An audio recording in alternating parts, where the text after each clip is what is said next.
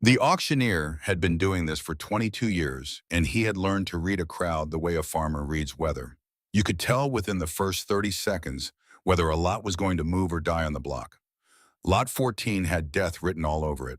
It was a 20-foot steel shipping container, ISO standard, the kind that crossed oceans, stacked 6 high on cargo ships before ending up forgotten in rail yards and industrial lots across the country.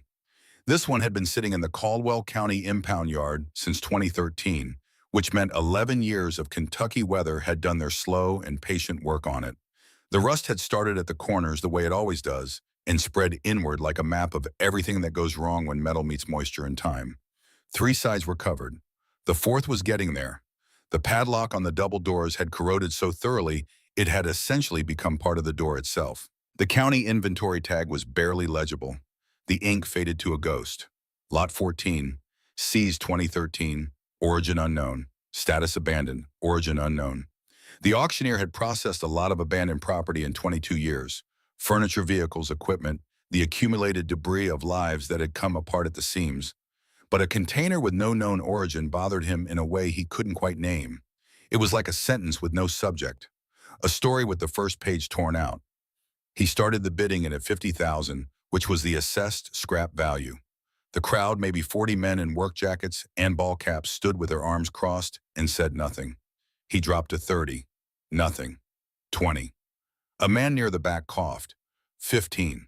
Somebody's radio crackled from a truck parked outside the fence.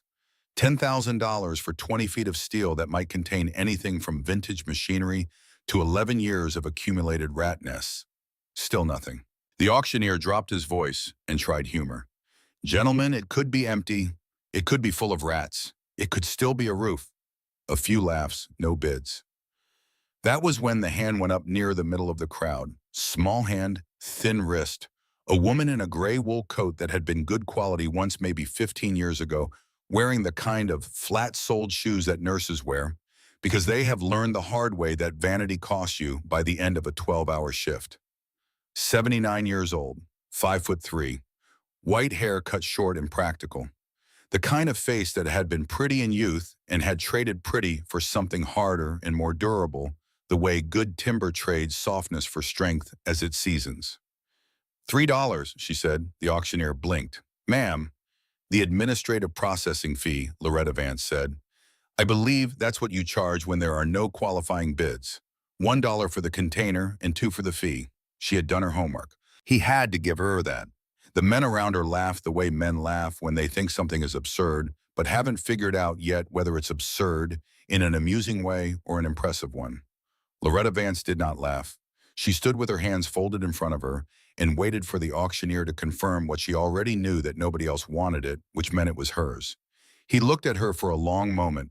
Then he looked at the crowd. Then he brought down the gavel. Sold. $3. Ma'am, see the clerk for paperwork. She was already walking toward the clerk's table.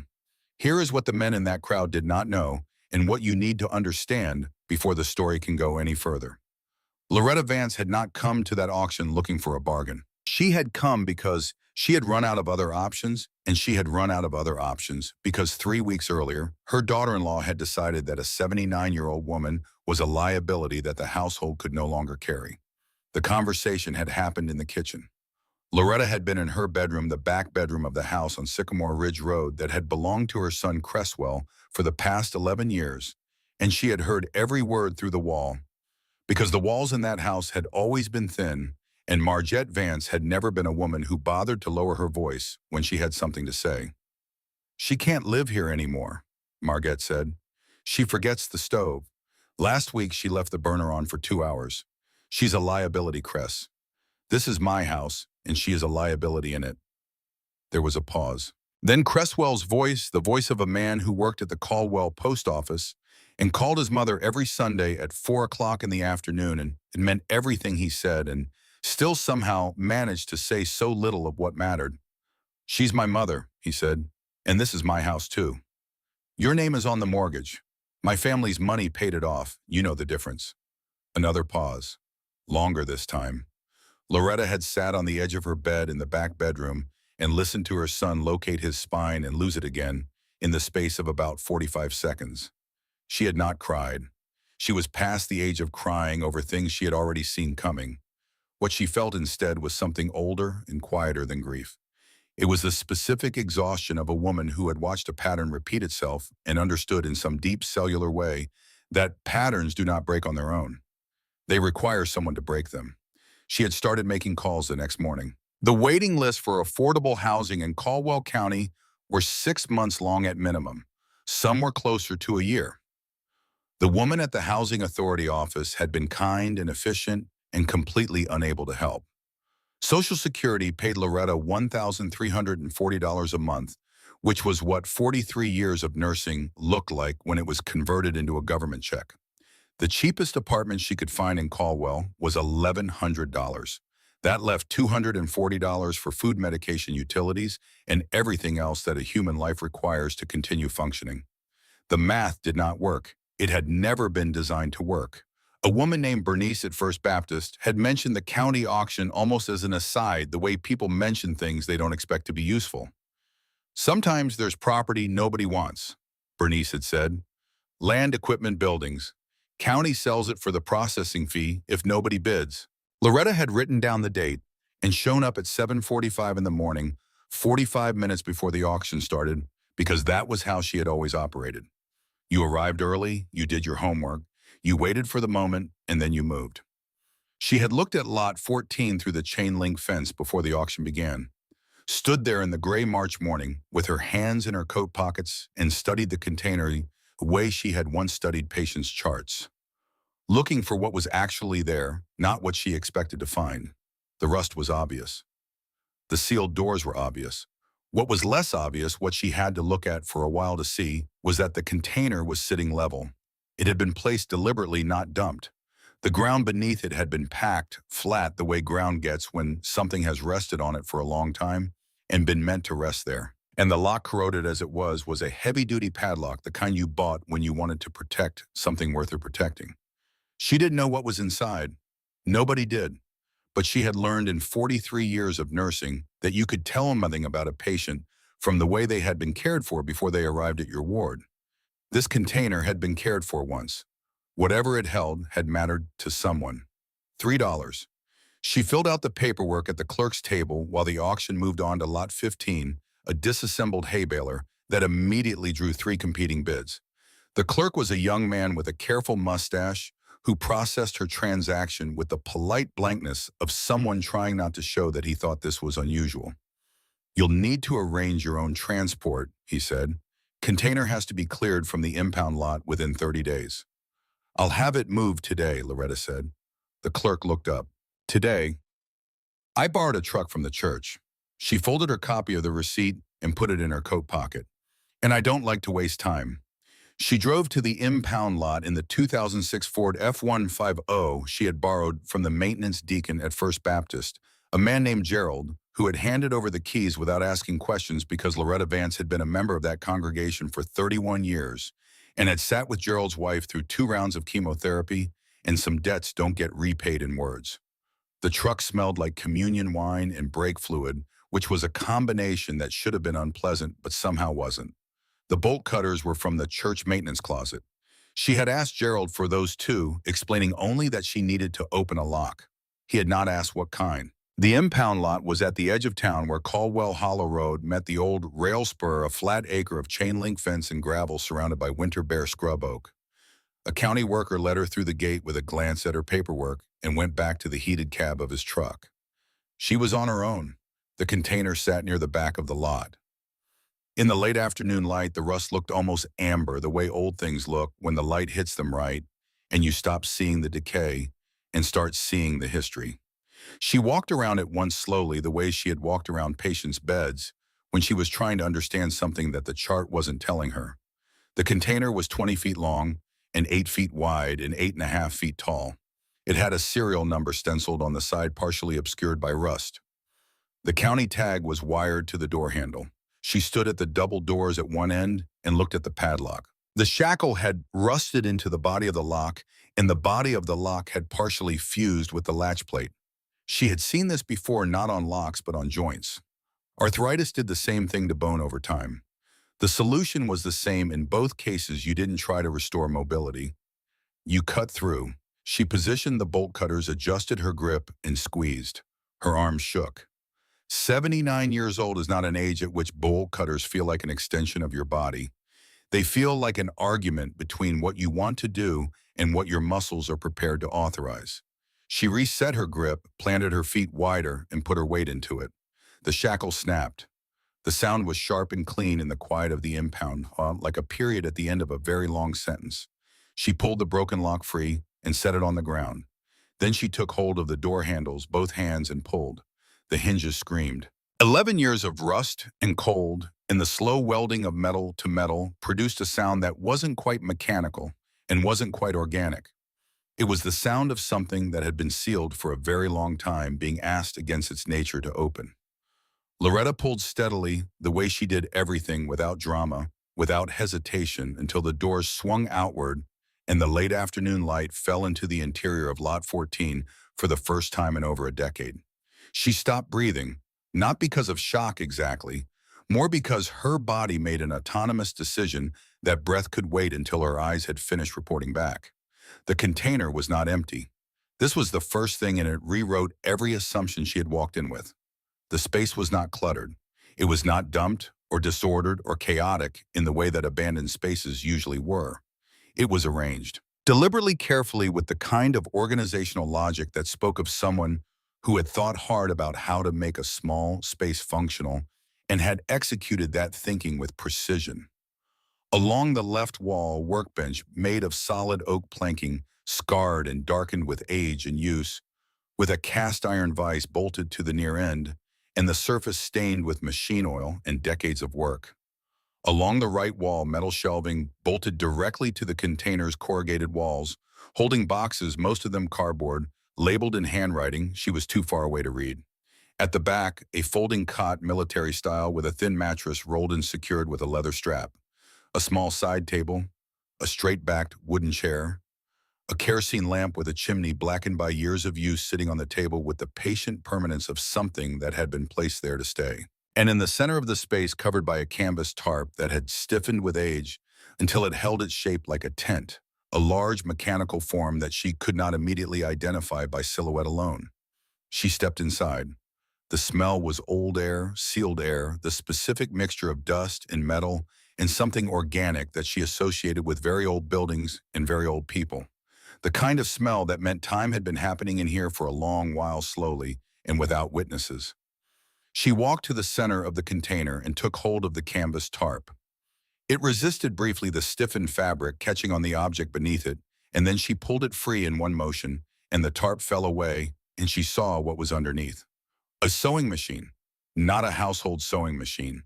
An industrial singer, the kind manufactured in the 1940s and 1950s for commercial use, black with gold lettering mounted on a solid oak cabinet that sat on a cast iron treadle base. The machine itself was massive, built for volume and durability rather than domestic grace. The kind of machine that weighed 80 pounds without the cabinet and could drive a needle through 3 layers of wool without straining. The kind of machine that was built in the language of that era to last. The needle was still threaded. The thread was a deep burgundy, faded toward rust at the spool, but still intact. The tension dial was set. The presser foot was down. The treadle, a flat cast iron pedal on a rocking iron frame, sat on the container floor as though someone had just stepped off it a moment ago and stepped back outside and was about to return. Loretta stood in front of the machine and did not move for a full 30 seconds. Then she reached out and turned the handwheel. It moved. Not grudgingly, not with the resistance of neglect. It moved smoothly, the mechanism rotating with the easy precision of something that had been oiled and maintained, the needle rising and falling in its track as though the machine were simply waiting for fabric. Someone had cared for this machine, regularly, methodically, with the knowledge of someone who understood that a mechanical thing properly maintained would outlast the person who made it. This machine had been tended by someone who intended it to last. She turned away from the singer and went to the shelving on the right wall. She pulled down the nearest box. Inside, folded fabric pieces of it, each piece wrapped in tissue paper that crumbled slightly at the touch of her fingers. Cotton prints, florals and plaids and ginghams in colors that were muted now with age, but had once been vivid. patterns that she associated in some unspecific way with another era. The kind of fabric you saw in photographs of the late 1940s and early 1950s, in pictures of women on front porches and children at church. She unfolded one piece, a floral print, small flowers blue on a white ground. The pattern was fine and close, the kind you had to hold near your eyes to see properly. She held it near her eyes. The breath went out of her. Not a gasp, not a dramatic intake of air, just the quiet departure of breath from a body that has been struck by something it wasn't prepared for, something that hit in the place below language, where memory lives before it becomes words. Blue flowers on white, small and close and unmistakable. She had last seen this fabric when she was 7 years old. She had not seen it since. She had not thought about it consciously in decades. But the moment the fabric was in her hands and close to her face, something in her that was older than memory and deeper than thought produced an image with absolute clarity. A woman's hip. A cotton dress. The sensation of pressing your face against that hip, against the warmth of the fabric, and breathing in the smell of laundry soap, and something underneath the soap, something that was just the smell of the person, the feeling of arms coming down to rest on your shoulders, the feeling of being held without being lifted, of being secured to another person through simple proximity, through the undramatic miracle of being close enough to touch. Her mother, Winifred Vance, Winnie, who had been there every morning of the first 7 years of Loretta's life, and then one Tuesday morning in September of 1952, had not been there and had never been there again. Her father, Harlan Vance, had told her in the direct and final way that he told all difficult things, she's gone. And the subject had been closed with the finality of a door being locked, and Loretta had grown up in a house where that door was never opened and had carried the specific weight of that closed door for 72 years. Why did my mother leave? She had asked that question once to her father when she was 9. He had looked at her for a long moment with an expression she had spent the rest of her life trying to decode. Then he had said, because she chose to go and left the room. She had never asked again. Now she was standing in a steel container in the Caldwell County impound lot, holding a piece of fabric with blue flowers on a white ground, and her legs were making the unilateral decision to stop working. She did not fight it. She sat down on the floor of the container in the dust, with her back against the shelving and the fabric in her lap, and let her body catch up to what her mind had not yet fully processed. The light outside was failing. The March sky through the open container doors had gone from gray to the pale amber of early dusk. The air was cold. She had not eaten since breakfast. Her hands were shaking, though, whether from the cold or from what she was feeling, or simply from the physical effort of the bolt cutters, she could not have said. She looked around the interior of the container from her position on the floor. The shelving, the boxes, the workbench with its iron vise, the folding cot at the back waiting, the kerosene lamp on the small table patient, and the singer in the center of it all, black and gold, the needle threaded in faded burgundy, the treadle on the floor like a question waiting for an answer. A complete life. That was what this was.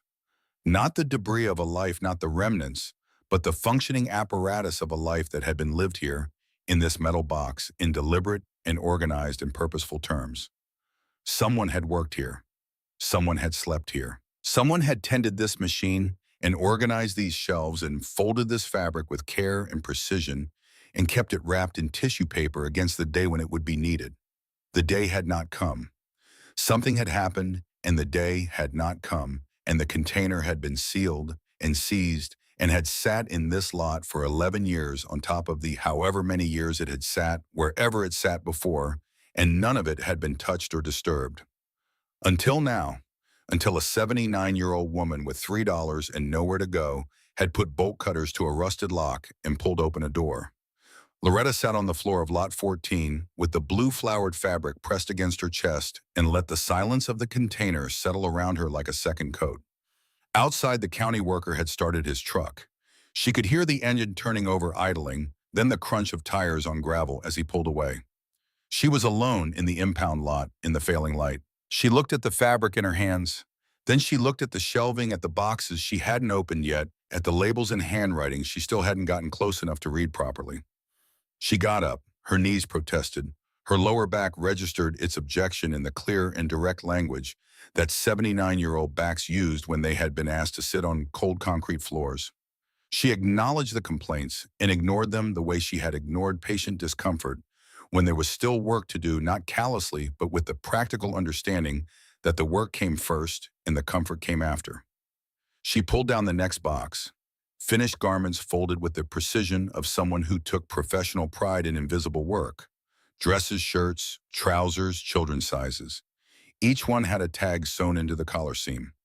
Not a brand tag, a handmade tag, a small piece of white cotton with letters embroidered in red thread. She held one close to the fading light from the open doors. Made for Alice Hearn. She pulled another. Made for the Briggs children. Another, made for Dewey Watts. She knew those names. Hearn, Briggs, Watts. Families of Caldwell Hollow. Old families, the kind whose names were on cemetery headstones and church donation plaques, and the faded awning of Briggs Hardware on Main Street, which had been a hardware store since before Loretta was born and was still a hardware store now run by the third generation of the same family. She stood in the container holding a shirt made for a Briggs child and a dress made for Alice Hearn, and felt the ground shifting beneath the particular and familiar shape of her life. Not the ground of the impound lot, a deeper ground, the ground on which she had built her understanding of what had happened in September of 1952, when she was 7 years old and her mother had not been there one morning and had never been there again. The labels were in the same handwriting, the same small left-slanting precise penmanship, the kind taught in schools that no longer existed by teachers who believed that how you wrote said something about who you were. She needed to read the labels on the boxes. She pulled the flashlight from her coat pocket. Gerald had thought of that too, had pressed it into her hand as she was leaving because Gerald was that kind of man. She moved the beam across the shelves. The box labels were in the same handwriting as the garment tags. Most were simply fabric descriptions. Cotton prints, wool remnants, muslin, pattern pieces. But one box near the end of the middle shelf was labeled differently. No fabric description, just 2 words written in the same careful hand. Business records. She pulled it down, inside a ledger. Hardcover, dark green, water-stained, along the bottom edge, thick with pages and entries. She opened it. The handwriting inside matched the labels, the same precise left-slanting script, and the format was consistent throughout. Date, name, item, payment, column after column, page after page, entry after entry. October 3rd, 1952. Alice Hearn, winter coat wool children size 6, 2 dozen eggs. October 11th, 1952. Briggs family, 3 school shirts, cotton broadcloth, 1 bushel apples, 1 jar sourwood honey. November 2nd, 1952. Dewey Watts, work trousers patched and resized. No payment, family and hardship. She turned pages. The entries continued without interruption. 1953, 1954, 1955. The payments varied. Eggs and apples and firewood and preserved vegetables and occasionally small amounts of cash. The no payment entries appeared regularly 3 or 4 times a month on average, always with the same notation, family and hardship. No payment accepted. Whoever had kept this ledger had been running a business and a charity simultaneously for years, charging what people could pay and absorbing the rest without apparent resentment or record-keeping regret.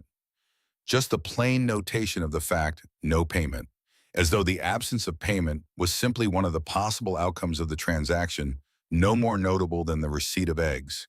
She turned to the front of the ledger, the inside cover. One line written in the center of the page in the same hand as everything else. Winifred Vance, seamstress. This is my work. This is my record. The flashlight beam steadied on the page. Loretta's hand did not. 72 years. Her mother had not left. Or if she had left, she had not gone far. She had been here in this town, in this container, working. Sewing coats for children whose families paid in eggs and apples. Accepting nothing from families who had nothing to give. Keeping precise records of every transaction in a green hardcover ledger from October 1952 to she turned quickly to the last entry. March 1971. 18 years. Her mother had been in Caldwell Hollow for 18 years after the morning she didn't come back, and nobody had told Loretta. Not one person, Not the Hearn family, not the Briggs family, not the Watts family, not anyone whose name was in this ledger. She closed the ledger. She pressed it against her chest, both arms wrapped around it, and stood in the center of the container in the beam of Gerald's flashlight, with the singer behind her and the shelves on either side, and the cold evening air coming in through the open doors, and she did not cry. Not yet. Because the crying required a complete picture, and she did not yet have a complete picture. What she had was a beginning. What she had was evidence. What she had was the inside cover of a ledger with her mother's name on it and the declaration in careful left slanting script that this was her work and her record. What she didn't yet have was the why. Why had Winifred Vance stayed in Caldwell Hollow and not come back? Why had she been here 3 miles from the house on Sycamore Ridge Road sewing for every family in town for 18 years in a shipping container she had turned into a workshop and never once knocked on the door? The answers were here. She could feel them in the weight of the unopened boxes in the shelves she hadn't cleared yet, in the container's organized and purposeful silence. They had been waiting for someone with bolt cutters and $3 in the specific stubbornness of a woman who had spent 43 years refusing to leave before she understood what was wrong. Loretta set the ledger on the workbench. She turned back to the shelves. There were more boxes. She began to open them. The boxes on the lower shelf were fabric. She had already established that. Cotton prints and wool remnants and bolts of muslin folded with the same precision as everything else in the container, wrapped in tissue paper that had yellowed and brittled with age but had done its job, had kept the fabric from the worst of the dust and the damp. She moved through them systematically the way she had always worked, left to right, top to bottom. No box skipped, no assumption made about what was important before she had seen everything. The third box on the lower shelf held pattern pieces. Tissue paper patterns, the commercial kind, from the 1950s, cut from their envelopes and pinned together into the shapes of finished garments. Children's dresses, a woman's blouse, a man's work shirt with a note pinned to the front piece in the familiar handwriting, add 1 inch at shoulder RH measures wide. Whoever RH was, Winifred Vance had known his measurements and adjusted her patterns accordingly. She had known her customers well enough to carry their bodies in her head. The fourth box held finished garments she hadn't yet examined. More of the same careful work, more of the red thread tags, more names from the ledger made physical and tangible. A wool coat for a child size 8, the lining stitched in a blue plaid that someone had chosen for beauty rather than necessity, because lining didn't show. And no one would know it was there except the child wearing it, who would know every time they put it on. A small extravagance, invisible to everyone but the recipient. Loretta held the coat in the flashlight beam and looked at that lining for a long time. Then she reached the boxes at the back of the lower shelf. There were 7 of them, pushed further back than the others, sitting in a row, with a deliberateness that was different from the organized practicality of the rest of the shelving. These boxes had been placed here with intention, not filed, set apart. She pulled the first one down. Inside, a dress, children's size 7 cotton, the blue flowers on white ground, folded with the same care as everything else but wrapped in an extra layer of tissue paper, doubled as though this particular garment had required additional protection. A tag sewn into the collar seam, red thread on white cotton, the familiar left slanting hand. Made for Loretta. She read it twice. Then she set the dress down on the workbench very carefully, the way you set down things that might break if you aren't paying attention, and she pulled down the second box. Size 8, a different fabric, a green and white check summer weight, same tag, made for Loretta. Third box, size 9, a rust-colored corduroy with brass buttons, a fall dress, the kind you wore to school when the weather turned. Same tag. Fourth box, size 10, a blue wool dress with a white collar, the kind of dress you wore to church. Same tag. Fifth box, size 11, a yellow cotton print with a smocked bodice, the kind of detail that took hours and served no structural purpose whatsoever, that existed purely as an expression of love rendered in needle and thread. Made for Loretta. Sixth box, size 12. Seventh box, size 13. 7 dresses, 1 for every year from 1952 to 1958. Sizes 7 through 13. Each one in a different fabric, each one made with the same impossible care. Each one with the same tag, and each one never worn, never delivered. Folded in tissue paper in the back of a container in the Caldwell County impound lot, waiting in the dark for 11 years on top of however many years they had waited before that. Loretta sat down on the folding cot. The cot held. It had been built to hold. She picked up the first dress, the size 7, the blue flowers on white, and held it in both hands in the beam of the flashlight. The fabric was the same fabric as the piece she had found in the first box. Of course it was. Her mother had kept the fabric and made the dress from it, the dress that a 7-year-old girl would have worn if things had gone differently, if one Tuesday morning in September of 1952 had gone differently. She pressed the dress to her face. Nothing. 72 years had taken the scent completely. There was only dust and age and the faint mineral smell of the tissued paper. But she kept it pressed against her face for a long moment anyway, because the 7-year-old who still lived somewhere inside her 79-year-old body needed to do it. And Loretta Vance had spent enough time in hospitals to know that the body's needs, even the old irrational ones, deserved to be honored.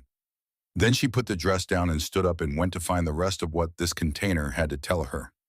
She had been methodical about the fabric boxes and the garment boxes. She was less methodical now. She pulled boxes from shelves faster, opened them with less ceremony. Not careless, but urgent, the way you become urgent when you know the answer is close and the light is failing, and you have a 79-year-old body that is going to start insisting on rest within the next hour, regardless of what your mind wants. 2 more boxes of finished garments. 1 box of notions thread and needles and a pincushion shaped like a tomato, the stuffing hardened with age, and a pair of scissors with handles worn smooth from years of use. 1 box of receipts, handwritten carbons of what she supposed were the business records reflected in the green ledger.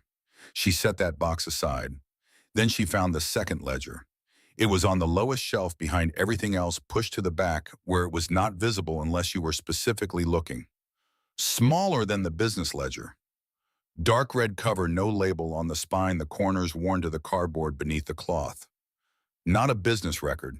The size and format were wrong for accounts. This was personal. A journal. She sat on the floor again, not because her legs gave out this time, but because the floor was where she was and it didn't matter anymore. She opened the cover. The handwriting was the same, but the register was different.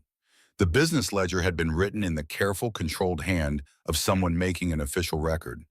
This was the same penmanship, but released from formality, the letters still precise, but moving faster, slightly, more urgent, the hand of someone writing, because they needed to, rather than because they were required to.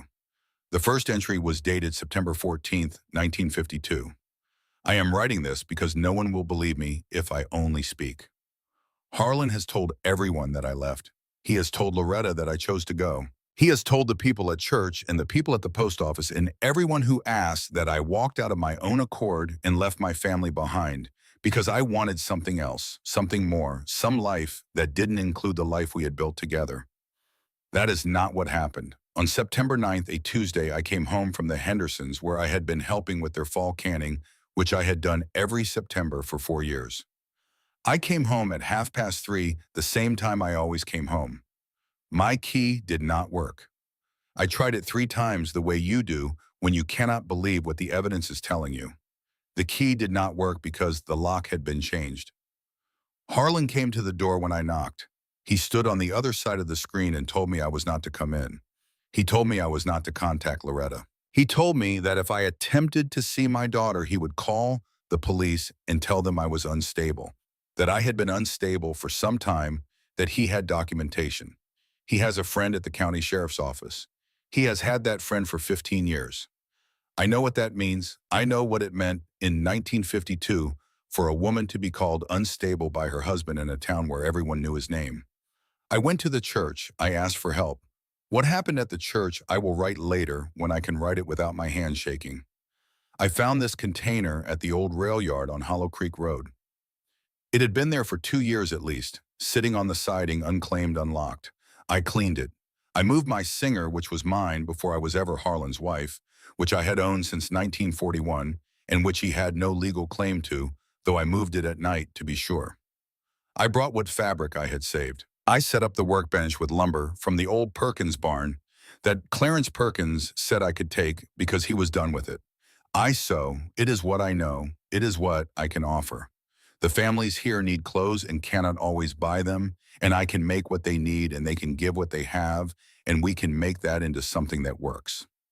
I have been doing this informally for years. Now I am doing it formally from this container in the rail yard with a ledger and a system and the understanding that this is not temporary. This is how I will live until something changes. Something will change. It has to. Loretta looked up from the journal. The flashlight beam was steady on the page. Outside the open doors, full dark had arrived.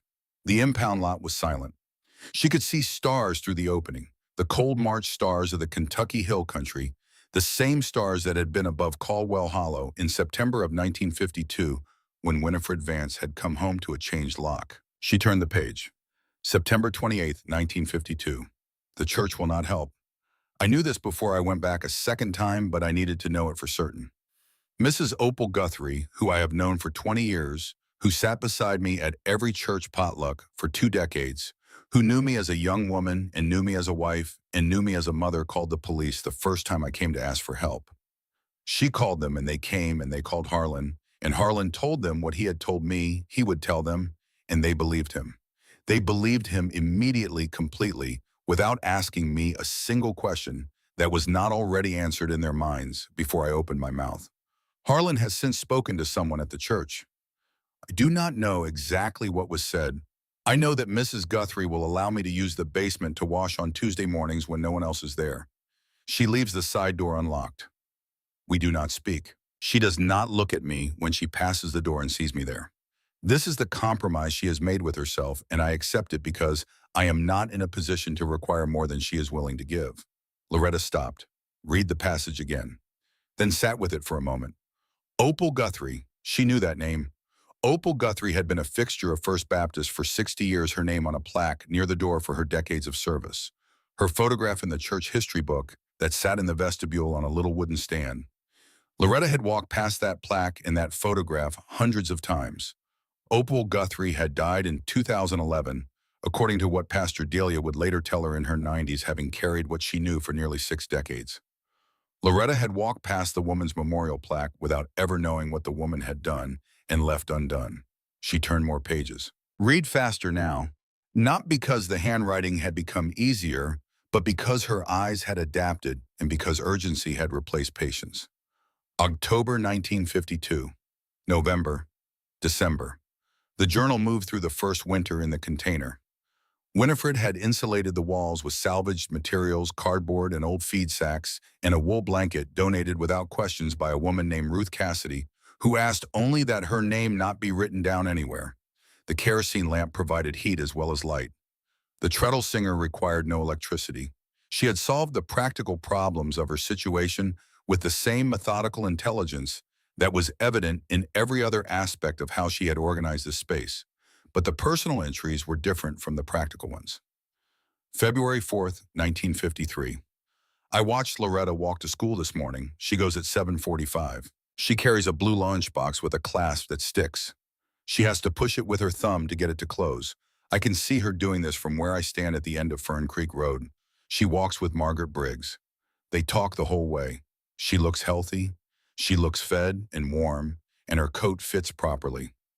This is what I need to know, and it is not enough, and I know it is not enough, and I do not know what to do with the gap between what I need and what I have.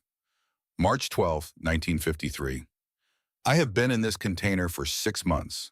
Harlan has told people I moved to Lexington. I heard this from Ruth Cassidy, who hears everything and tells me the parts I need to know because she has made her own quiet decision about where justice lies in this situation.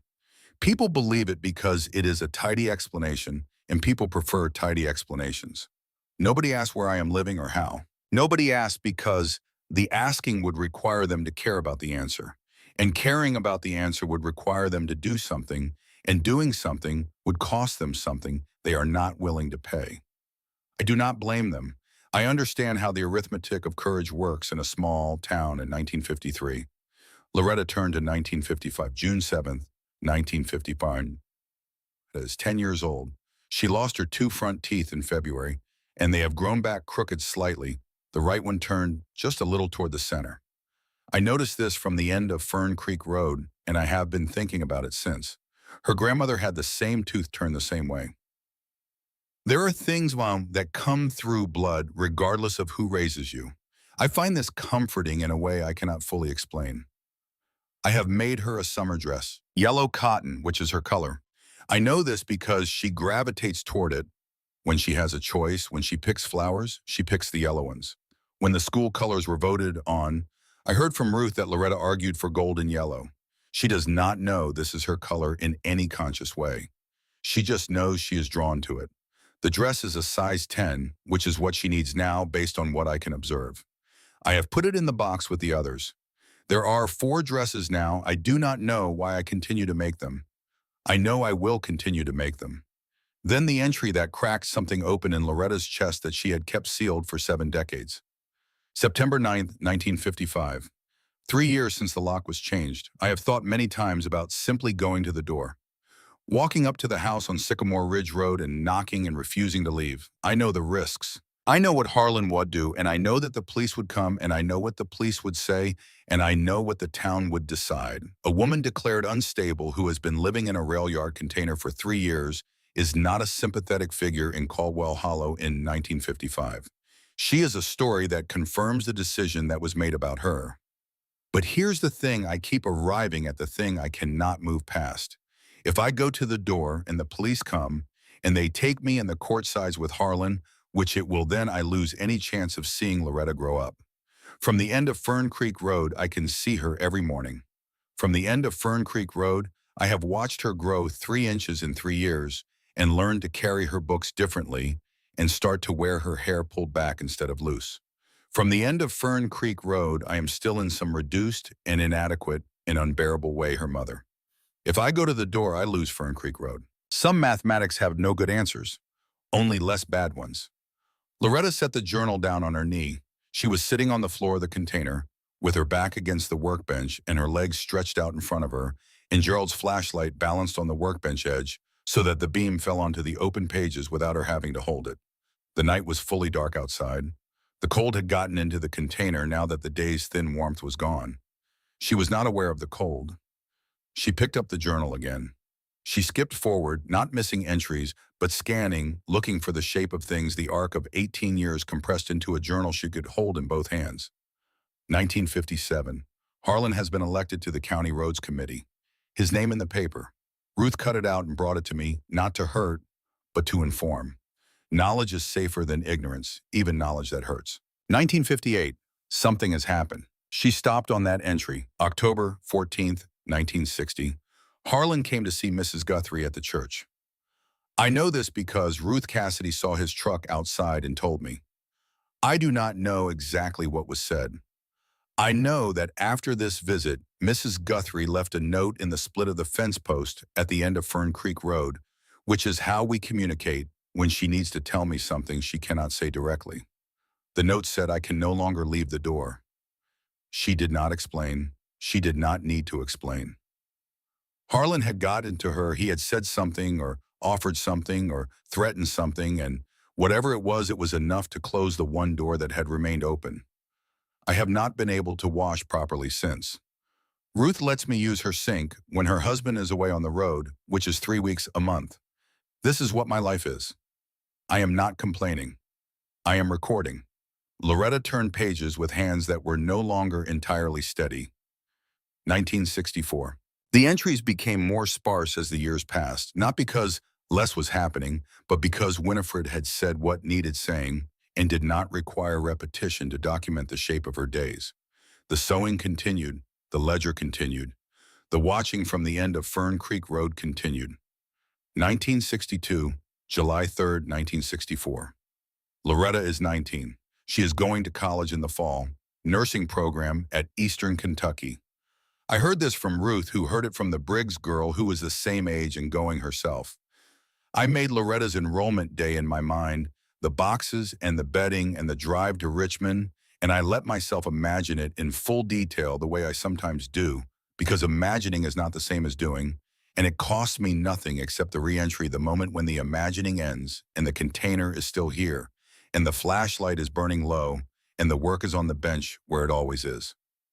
She is going to be a nurse. This is exactly right. Exactly. She was always the child who wanted to fix things, who couldn't pass an injured bird without trying to help. who asked why before she asked anything else. I am so proud of her, I cannot put it in a sentence that contains the actual size of it. Loretta stopped reading. She was crying now. Not gently, the way you cry when something has been held back for a very long time, and the holding is finished when the structure you built to manage the pressure of it has met something it cannot manage and given way all at once. The raw, full-body grief of a woman who had spent her entire adult life with a wound she had been told was her mother's choice and had just discovered it was her father's. She let it come. She had learned in 43 years of nursing that the body knew when it needed to do this, and fighting it cost more than allowing it. When it passed, she wiped her face with the sleeve of her wool coat and picked up the journal and turned to the last third, 1969. Winifred's handwriting had changed. Still recognizable, is still fundamentally the same but slower, more deliberate, the slight tremor of a woman in her late 50s who had spent decades driving a needle through heavy fabric and with hands that were beginning to feel the cost of that work. The entries noted this matter-of-factly. My hands are slower now. I thread the needle in better light. And then the entry that explained the end. March 3rd, 1971. I am 61 years old. My hands shake in the cold. The needle is harder to thread in the mornings. I have been here for 18 years and I have sewn, by the count of the business ledger, 2,114 garments for families in this county, and I do not regret a single stitch. I am leaving Caldwell Hollow. There is a women's residence in Berea run by the Methodist Church for women of limited means. Ruth has arranged a room for me. She has been arranging it for the past year quietly, the way she does everything without announcement. She told me last week that it was ready when I was ready. I am ready. I have been ready for some time, but I did not know how to leave the end of Fern Creek Road. I know that Loretta is 25 now and is working at Caldwell Regional and has a life that does not include me, not because she does not want me, but because she does not know to want me, because Harlan made sure she had no reason to look. I have watched her as much as a woman can watch from the end of a road, and I believe she is whole. I believe she is strong. I believe she is exactly the woman I watched her becoming from a distance I could not cross. I am leaving the container as it is. The machine, the fabric, the ledger, the work. I am taking only my clothes and my Bible and leaving everything else because this is where it belongs. This is where everything happened. If Loretta ever finds this place, if she ever reads these words, I want her to know this. She stopped reading. Turned the page. The last entry. March 18th, 1971. I saw her this morning. She was going into the hospital on the early shift, the 6 o'clock shift, and I was at the end of Fern Creek Road for the last time. She was wearing her uniform, white with the blue stripe at the collar that Caldwell Regional uses. She was walking quickly the way she always walks, with her shoulders held the same way I hold mine, the same set, the same angle, the forward lean of a person who is going somewhere with purpose. She looked like me. I wanted to call out. I have wanted to call out for 18 years. Some doors once closed can only be opened from the inside. I closed no doors, but I could not open the ones that were closed for me. I could only stay close enough to see through them, and I did that for as long as I could, and it was not enough, and it was everything I had, and I gave it without reservation. I am leaving now. The machine stays. The work stays. If you find this, Loretta, you should know that every stitch in every garment in this container was made by hands that were thinking of you. Every dress I could not deliver was a year I could not hold you. The blue flowers on white was the first fabric you ever touched. Sitting in my lap, pressing your face against my hip. I remember. I will always remember. Come find me if you can. I will be harder to find than this container, but I was always here. I never left this town for 18 years. I never stopped watching. I never stopped making the dresses. Every stitch was a letter I couldn't send. I love you. Your mother, Winifred. The flashlight was still balanced on the edge of the workbench. The beam fell across the last page of the journal, across her mother's signature, across the date March 18th, 1971, across the period at the end of the final sentence. Loretta sat on the floor of the container with the journal in her hands and the 7 dresses in boxes on the workbench, and the singer behind her in the dark, and understood with the completeness of a thing that cannot be disputed once it is known the full shape of what had been done. Harlan Vance had changed a lock. He had made one phone call to one friend at the sheriff's office. He had told one lie, the lie of instability, the lie that cost him nothing in 1952 because the year and the place and the machinery of the time made it free, made it available, made it the most efficient tool for a man who needed a woman to disappear. He had spent perhaps one or two conversations worth of effort purchasing the silence of the church. He had made one visit to Opal Guthrie in 1960 to close the last open door. That was all it had taken.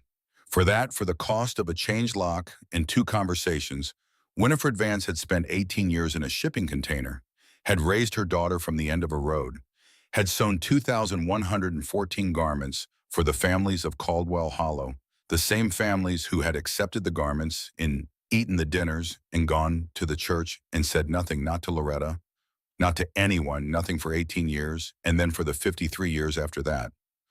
200 families in this town had known her mother was alive and nearby and working, and not one of them had told a 7-year-old girl that her mother was 3 miles away sewing dresses for her that she would never wear. She sat with that for a long time in the cold and the dark. Then she got up, gathered the journal and the business ledger, took the box with the 7 dresses under her arm, and walked out of the container into the cold March night and the indifferent stars of Caldwell Hollow. She had what she needed. Now she needed to know who else had known. She did not go to the church that night.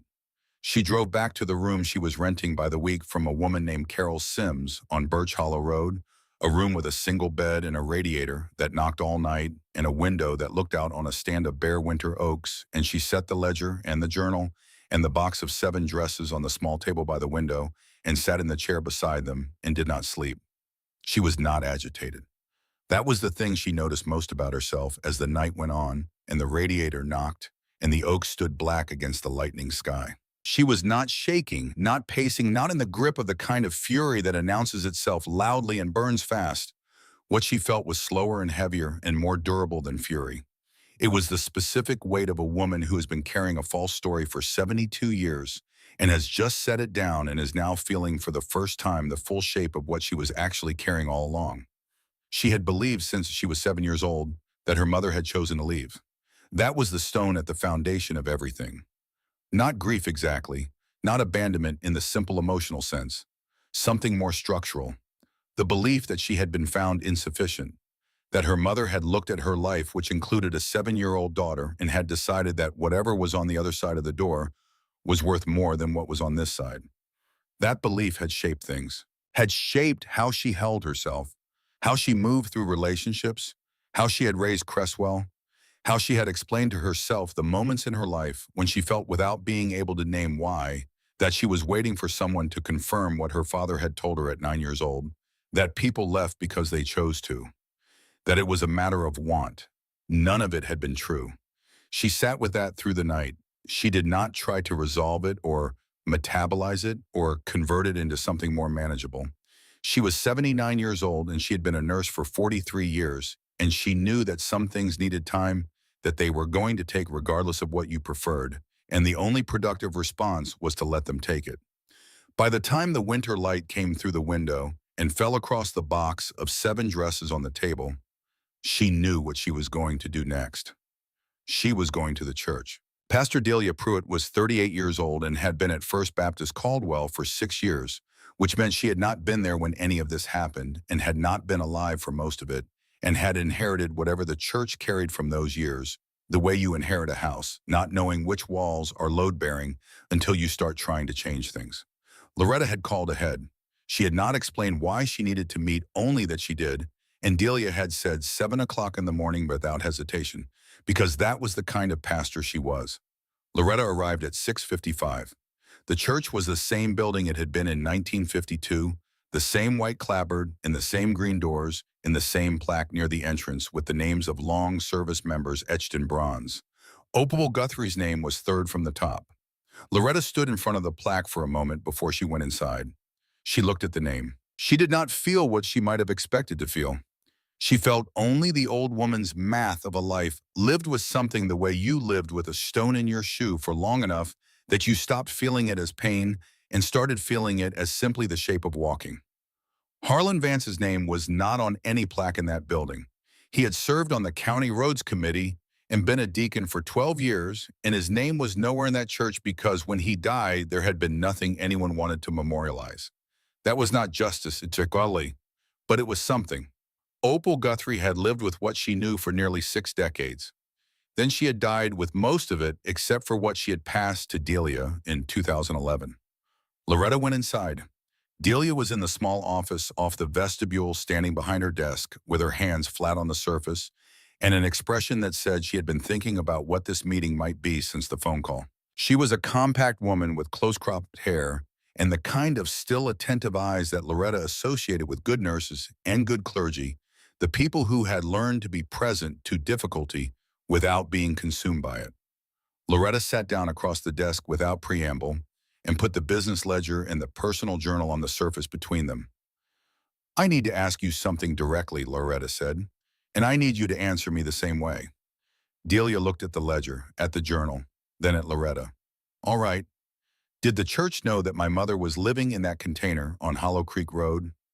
The silence that followed was brief. A good person's silence, not the silence of evasion, but the silence of someone deciding how to carry a truth they have been holding for someone else. "My grandmother knew," Delia said. "Opal Guthrie was my grandmother." Loretta did not move. "Tell me what she told you." Delia sat down. She folded her hands on the desk and looked at them for a moment, then looked up. "She told me when she was dying, 2011.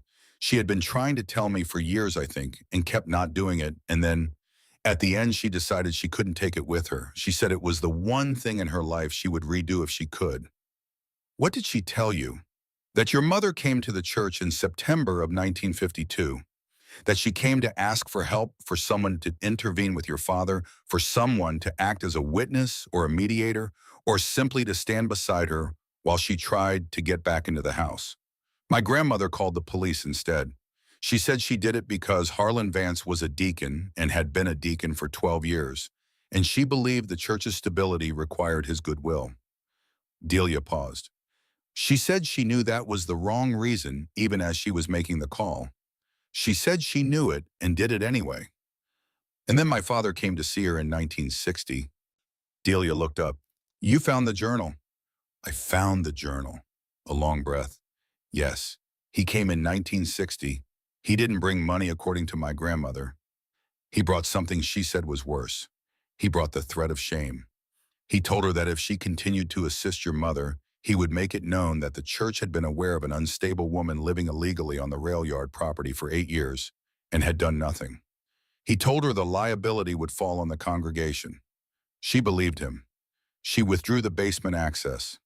Delia's voice was level, but her hands were not. "She told me she withdrew it and then went home and sat in her kitchen for 3 hours and did nothing. Because nothing was what the situation cost her, and action was what it would have cost. 200 families in this town knew my mother was alive," Loretta said. "Not one of them told a child that her mother was 3 miles away." "I know. And they took her coats and her dresses and her children's shirts, and they paid her in eggs and apples, and they sat in this building every Sunday and sang hymns, and they let a little girl grow up believing she had been left." "I know." Delia's voice had not changed in volume or tone, but something in it had shifted a quality of weight of bearing witness without flinching. "My grandmother knew she had been a coward. She used that word. She said I was a coward, Delia, and I let a woman be erased from her daughter's life for the price of keeping things comfortable. And I have to tell you because someone has to know, and it should be you, and it should be Loretta Vance if she ever comes asking." Loretta sat with that for a moment. "She was still in Caldwell Hollow for 18 years, Loretta said.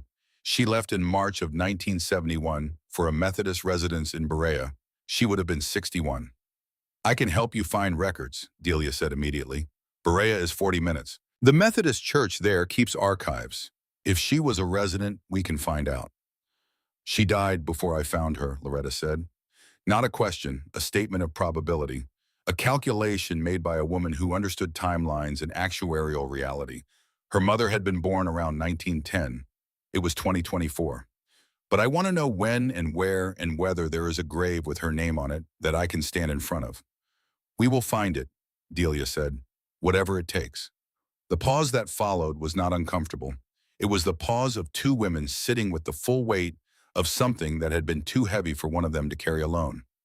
"What do you want to do?" Delia said. "With what you found, with all of it." Loretta looked at the ledger on the desk. At the 200 names inside it, the eggs and apples and firewood, and no payment, the careful accounting of a woman who had turned deprivation into service and kept doing it for 18 years without acknowledgement or recognition, or the one thing she actually wanted, which was simply to be her daughter's mother. "I want to show them," Loretta said. "All of them. The families in that ledger and their children and their grandchildren. I want them to see what she did and what was done to her, and I want them to stand in front of those 7 dresses and understand what silence costs." Delia looked at her steadily. "I'll give you the church hall." "I know you will," Loretta said. "You owe her that." "Yes," Delia said, "we do." The exhibition took 2 weeks to prepare, and Loretta prepared it herself. She cleaned the singer first. She had never operated an industrial sewing machine and did not intend to start now, but she cleaned it the way she would have cleaned a patient who had been left too long without proper care, methodically and with attention and without rushing the process. The rust on the exterior surfaces she addressed with fine steel wool. The mechanical parts she left alone because they moved when she turned the hand wheel, and moving parts that worked did not need intervention. She oiled the contact points from the can of machine oil she found on the workbench, shelf small and patient applications, with a cloth she cut from a muslin remnant. She sorted the garments from the boxes and pressed each one with a borrowed iron, working on the table in the church basement. The fabrics were old, but they were good fabric chosen by someone who understood that cheap material was a false economy when the point was durability. The stitching held. Every seam was as tight as the day it was sewn. 70 years of folded darkness had not changed what Winifred Vance's hands had made. She set the business ledger open on a reading stand at the entry point so that the first thing people saw when they walked in was the handwriting, the dates, the names, the payments. Alice Hearn, the Briggs children, Dewey Watts, the no payment entries regular as punctuation, the rhythm of a woman who understood that some things mattered more than accounts. She hung the finished garments on a long rack along one wall. Each one still wore its red thread tag, and along the back wall of the church hall, she strung a length of clothesline between 2 hooks that Delia's husband installed without being asked why. On the clothesline, she hung the 7 dresses in order of size smallest to largest left to right, size 7 to size 13. Blue flowers on white to yellow cotton to rust corduroy to blue wool to yellow print, with smocking to the 2 larger ones at the end, each one a year, each one a sewn, each one made by hands that had no other way to reach. She stood in the empty hall the evening before the exhibition opened and looked at the 7 dresses on the line. They were as objects, simple things, cotton and wool and thread and the labor of careful hands. But hung in order of size, smallest to largest, they produced an effect that was not simple at all. They were a timeline. They were the shape of a childhood measured in fabric by a woman who could not be there for the childhood itself, who had been kept from it by a changed lock and a phone call, and the willingness of a town to let comfort outweigh truth. 7 dresses, 7 years, every one of them made for a girl who never wore them. Loretta stood in front of them for a long time in the quiet hall with the evening light coming through the high windows, and she felt for the first time since she had opened the container 2 weeks ago, something that was not grief or fury or the exhausted clarity of a woman processing a 72-year lie. She felt her mother, not as a memory, not as a reconstruction, as a presence. The presence of someone who had loved her from the end of a road, who had threaded a needle by lamplight in a metal container and made dresses for a daughter she couldn't reach year after year, size after size, because love doesn't stop working just because someone locks the door. She opened the exhibition at 10 o'clock on a Saturday morning in March, 11 years and 2 weeks from the date the container had been seized and impounded. Alice Hearn was the first person through the door. She was 83 years old and walked with a cane and had the look of a woman who had been beautiful in youth and knew it and had long since moved past caring. She walked into the hall and stopped in front of the reading stand with the open ledger and read the first visible entry and put her free hand over her mouth. October 3rd, 1952, Loretta said from across the room. Winter coat wool children size 6, 2 dozen eggs. Alice Hearn looked up. Her eyes were full. I wore that coat for 3 winters, she said. My mother told me a friend had made it. She never said who. A pause. I think my mother knew. I think a lot of mothers knew. Yes, Loretta said. I think so too. They kept coming through the morning. The Briggs family sent 3 generations, the 80-year-old daughter of the original Briggs children, in the ledger, her son, her granddaughter. They stood in front of the garment rack and found the shirts with the Briggs tag, and the granddaughter, who was maybe 25 and had driven 2 hours from Lexington, held one of the shirts and looked at the red thread stitching and said nothing for a long time. A man named Curtis Lattimore came alone, said nothing to anyone, stood in front of the open ledger and turned pages for 20 minutes, and then left an envelope on the reading stand that Delia later opened and found contained a check for $3,000 made out to First Baptist Caldwell with a note that said, for whatever she would have wanted it for. Then an hour before noon, the door opened and a woman in her late 50s came in carrying something folded in her arms. She stopped in the middle of the hall and looked at Loretta. I'm Cecilia Watts, she said. Dewey Watts was my father. Loretta knew the name. Dewey Watts work trousers, patched and resized, no payment, family in hardship. She had read his name in the ledger a dozen times in the past 2 weeks. He kept a shirt, Cecilia said. He kept it his whole life. When we cleaned out his house after he died in the 2019, we found it in a cedar chest at the back of his closet. We didn't know where it came from. He never told us. She held out what she was carrying. It was a boy's work shirt, cotton dark blue, the fabric worn pale at the elbows and collar from years of handling. The stitching at the seams was intact. Not a single thread had pulled. Loretta took it, turned it over, found the collar seam and looked at the tag. Made for Dewey Watts. No payment. And below that, in a slightly lighter ink, added later, 2 lines in the same hand. Good boy. Will go far.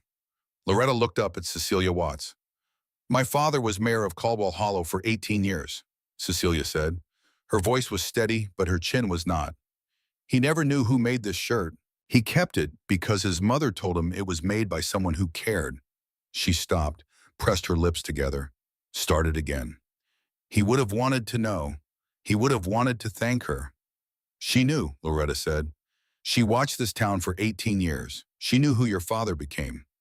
Cecilia Watts stood in the middle of the church hall holding her father's shirt and cried the standing up crying of a woman who has just understood something about her father's life that reframes everything she thought she knew about where he came from and who helped him get there. 87 people came that first day. Some were old enough to remember Winifred Vance vaguely the way you remembered shapes at the edge of things, a woman at the end of a road, a woman whose name came up in conversation and was quickly changed away from. Some had garments she had made still in their closets, still intact, brought out for christenings and first days of school because the stitching held and good things were kept. One man brought a quilt. A woman brought a dress her mother had been married in. Each one had a tag. Each one had a name. And each one stood at some point during the day in front of the 7 dresses on the clothesline. Standing there, most of them went quiet in the same way. Not the quiet of discomfort or the quiet of not knowing what to say. The quiet of understanding. The quiet of a person looking at the evidence of something and having no defense against what the evidence meant. 7 dresses, 7 years, never delivered, never worn, hanging on a clothesline in a church hall in Caldwell. Hollow, Kentucky in March of 2024, 72 years after the lock was changed. Cresswell came at 2 in the afternoon. He came without Margette. He came in his work clothes, the clothes he wore when he wasn't performing the version of himself that Margette's household required: jeans and a canvas jacket, and the boots he'd had for 12 years that Loretta had always liked because they told the truth about what kind of man he actually was when no one was requiring him to be something else. He stood in the doorway for a moment before he came in. Loretta saw him from across the hall and did not go to him. She let him walk the room at his own pace, let him read the ledger entries, let him look at the garments on the rack with their red thread tags, let him turn and find the back wall and the clothesline and the 7 dresses. She watched his face from across the room. He stood in front of the dresses for a long time. She could see even from across the hall the moment when it fully arrived. The moment when the thing he was looking at became the thing it actually was, and his face did what faces do when shame and love arrive at the same time and occupy the same space. It broke along lines she hadn't known were there. Slowly, the way ice breaks in the thaw, first the surface and then deeper. He turned and found her. She crossed the hall and stood in front of her son and waited. Mom, he said. His voice had the sound of something that had been prepared and then abandoned. I didn't know any of this. I know you didn't. About your grandmother, about what your father did. He stopped, tried again. About any of it. No, Loretta said, but you knew something else. He looked at her. You knew what Margette was doing, she said. Her voice was the voice she had used for 43 years to tell people true things they needed to hear. Not unkind, not soft either. The voice that respected someone enough to be straight with them. You knew she was pushing me out, and you let it happen. You stood in the kitchen, and you told her it was your house too, and then you decided it wasn't worth the fight. She looked at her son, the good man with the 12-year boots and the Sunday phone calls and the spine that bent when it should have held. Your grandmother had her door locked by a man who had made a decision. You left mine open and then watched someone else push me through it. Different words, same door. Cresswell didn't flinch from it. That was the thing she noticed. He had flinched from Margette's displeasure for 11 years, had accommodated and adjusted and managed and retreated. He did not flinch from his mother's truth. I know, he said. I'm not asking you to fix your marriage, Loretta said. That's yours to figure out. I'm asking you to decide what kind of man you want to be when the door is in front of you. What can I do, he said. Right now, what can I do? She looked at him for a moment. Come back next Saturday. Bring your tools. He came back the next Saturday, and the Saturday after that, and every Saturday for the following month. He built display cases for the garments along the hall wall, glass-fronted cases on solid frames. The kind of cases that said these things mattered, that they deserved protection. He built a proper stand for the singer, raised it 6 inches so that people could see the full treadle mechanism without bending. He refinished the oak cabinet by hand-patient work with sandpaper and oil until the wood that had been dulled by decades in a container came back to something like its original warmth. And he framed the 7 dresses. He did it himself, measuring and cutting and constructing shadowbox frames deep enough to hold each dress without compression, mounting them on archival backing with the care of someone doing penance in the only language available to him, which was physical work done well and with attention. He hung them on the wall of the church hall, 7 frames in a row, smallest to largest. Then he made the plaques, 1 plaque for each dress, small and precise, mounted below the frame, and 1 long plaque beneath all 7 which read, Made for Loretta by her mother Winifred Vance, Caldwell Hollow, Kentucky, 1952 to 1958. Never delivered, never forgotten. He showed her before he hung it, held it up and looked at her and waited. She read it twice. Then she nodded. He hung it that afternoon. The Textile Museum in Nashville called 3 weeks after the exhibition opened. They had heard from Cecilia Watts, who had heard from the regional paper which had run a story that had been picked up by 2 larger outlets. They wanted the singer and 3 of the garments for a permanent exhibition on women's labor in post-war Appalachia. Loretta met with the curator on a Tuesday morning in the church hall. The curator was a careful woman named Dr. Sylvia Marsh, who moved through the space with the quiet reverence of someone in the presence of primary sources, touching nothing without permission, asking questions that showed she understood what she was looking at. The machine is extraordinary, Dr. Marsh said. The condition, the provenance, the documented production history through the ledger. This is a remarkable find. You can borrow 3 garments, Loretta said. Your choice of which 3? I'd recommend the Watts shirt. Dr. Marsh looked up. And the machine? The machine stays. A pause. Mrs. Vance, the museum, could provide significant resources for its preservation and display.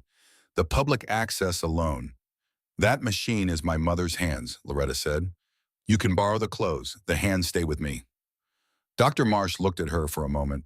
Then she said simply, of course. The church helped Loretta find an apartment 2 weeks after the exhibition opened. A subsidized unit in a building on Mill Creek Road, 1 bedroom and a kitchen, a living room with good morning light from east-facing windows. $650 a month, utilities included. The math worked. For the first time in 3 months, the math actually worked. She moved in on a Friday with 3 carloads of belongings and the singer. Cresswell carried the machine up the stairs himself, which required 2 of his friends from the post office and 40 minutes in language that Loretta pretended not to hear. They set it by the east window because that was where she told them to put it. When they were done and had gone and the apartment was quiet, she stood in the middle of the living room and looked at the singer in the morning light. She made coffee. She sat in the chair she had positioned beside the machine, and she put her hands around the warm mug and looked at the singer and let the morning happen around her. She had never learned to sew. Winifred had been gone before she was old enough to be taught, and Harlan had not kept the machine, had not kept anything that belonged to his wife, and so the skill had simply not been passed.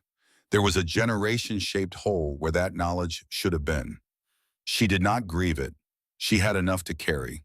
What she did each morning was sit beside the machine with her coffee and run her fingers over the surfaces. The hand-wheel smooth iron worn to a particular finish by decades of the same grip. The needle plate a small oval of polished steel with the feed dogs rising through it. The tension dial numbered and firm. The treadle below the cast iron pedal that responded to the weight of a foot with the ancient mechanical leverage of something that had been engineered to last. She touched each part in the same order each morning. Not ritual exactly. More like the things she had done at the bedsides of patients who were no longer responsive, talking to them. Holding their hands, continuing the conversation because the conversation mattered, regardless of whether it was being heard. A week after she moved in, she found the Methodist Church residence records in Berea. Delia drove her. They sat in the archive room of the Berea Methodist Church on a Tuesday afternoon, while a volunteer named Henry located the records from the 1970s and brought them in a cardboard box. Loretta found the entry in 20 minutes. Winifred Vance arrived March 1971, age 61. She ran her finger along the line to the end. Departed July 1979, age 69. And in the notes column, the residence director's handwriting, passed peacefully. Buried Berea Municipal Cemetery section, C. Loretta looked at the date for a long time. 1979. She had been 34 years old in 1979. She had been working at Caldwell Regional for 9 years. She had been 40 minutes away. She had not known to look. She went to the cemetery on a Thursday in April when the Kentucky spring had finally arrived and the redbuds were out along the roads, and the morning was cold and clear and bright. Delia came with her and then understood without being told to stay at the car. Section C was in the older part of the cemetery, the section where the stones were modest and close together and the inscriptions were plain. She found the stone in the third row. Winifred Agnes Vance, 1910 to 1979. She worked with her hands. That was all. She worked with her hands. Loretta stood in front of the stone in the April light for a long time.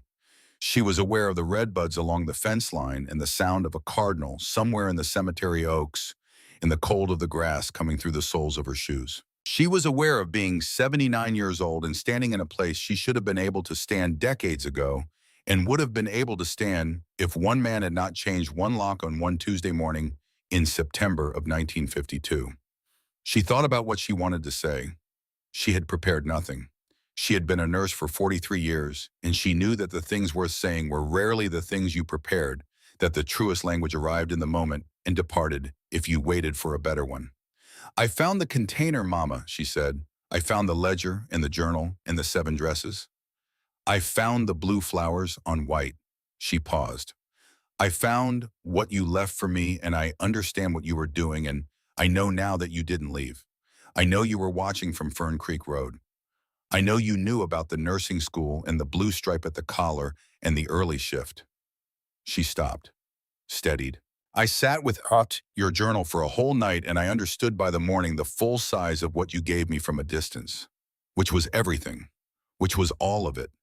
The same as if you'd been there, except you weren't, except you were as close as he would let you be, which was not close enough and was still somehow enough to make me who I am. The cardinal was in the oak directly above her now. She could hear it clearly.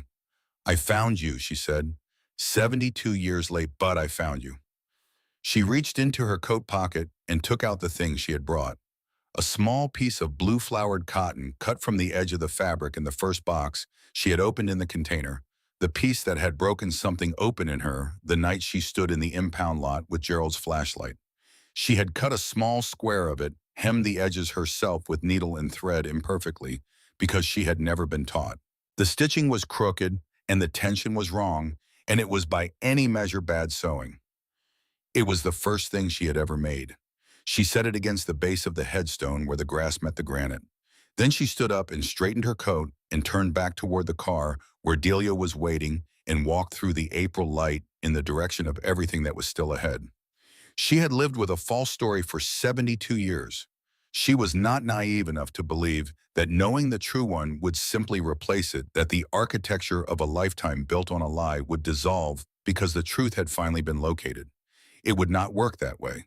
She knew enough about how people functioned, had sat with enough of them at the boundaries of what they could bear to understand that repair was slower than damage and less dramatic and required showing up for it every day without the benefit of a clean narrative arc. But she had the singer now. She had the ledger. She had the journal and the 7 dresses framed on the wall of the church hall and the small imperfect square of blue-flowered cotton she had left against her mother's headstone. She had the mornings. Each morning the light came through the east windows of the apartment on Mill Creek Road and fell across the singer's hand wheel and the needle plate in the tension dial and the treadle below. Each morning, Loretta sat in the chair beside the machine with her coffee and ran her fingers over the surfaces in the same order. The wheel, the plate, the dial, the treadle. The machine did not answer. Machines did not answer. But the light moved across the needle in the way light moved across everything it found, without preference, without schedule, without requiring that you have earned it or understood it or arrived at the right moment. It came because that was what light did. It found the surfaces that were there and moved across them and was gone by noon and came again the next morning. Loretta was there to see it. That was enough. That was in the end exactly enough.